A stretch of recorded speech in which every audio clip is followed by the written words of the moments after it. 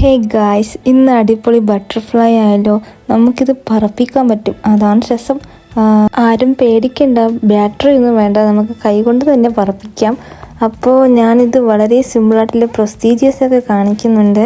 നിങ്ങൾക്ക് മനസ്സിലാവുമെന്നാണ് എൻ്റെ വിശ്വാസം, കാരണം ഞാൻ ഡീറ്റെയിൽ ആയിട്ട് തന്നെ കാണിക്കുന്നുണ്ട്.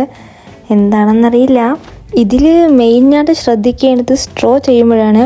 ആദ്യം ഒരു സ്ട്രോ നല്ല തിന്നായിട്ട് ഉണ്ടാക്കണം. പിന്നെ രണ്ടാമത്തെ സ്ട്രോ അല്പം വലിയ സൈസിൽ രണ്ടാമത്തെ സ്ട്രോ ചെയ്യണം. അത്ര ഇതിൽ ചെയ്യാനുള്ളൂ.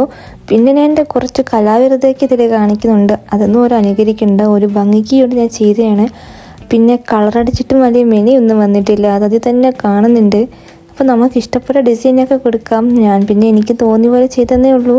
അത് പിന്നെ കാണിക്കേണ്ട ആവശ്യമില്ല, അതൊക്കെ നമ്മുടെ ഇഷ്ടമല്ലേ. ഇനി ഒന്നും ചെയ്തില്ലെങ്കിലും കുഴപ്പമില്ല, ഒരു അട്രാക്ഷന് വേണ്ടി ചെയ്തതാണ്.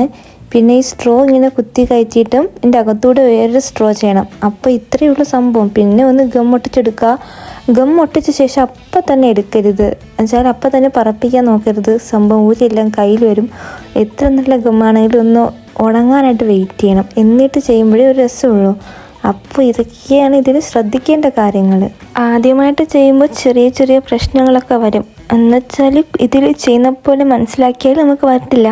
ഈ രണ്ടാമത്തെ സ്ട്രോ നമ്മൾ രണ്ട് സൈഡ് ഇങ്ങനെ വെട്ടുമല്ലോ, എന്നിട്ട് ആ സ്ട്രോയുടെ ഒരു വശം രണ്ട് വശം കൂടി നമ്മൾ ഒട്ടിക്കുന്നത് ഈ ശലഭത്തിൻ്റെ ചിറകിലായിരിക്കണം. ആ ചിറകിൽ ഒട്ടിച്ചാലേ നമ്മൾ താഴേന്ന് ഇങ്ങനെ പുള്ളി ചെയ്യുമ്പോഴത്തേക്കും ഇത് പറക്കുന്നൊരു എഫക്റ്റ് വരത്തുള്ളൂ. അപ്പോൾ ഇതാണ് ഇതിൽ ശ്രദ്ധിക്കേണ്ട കാര്യം.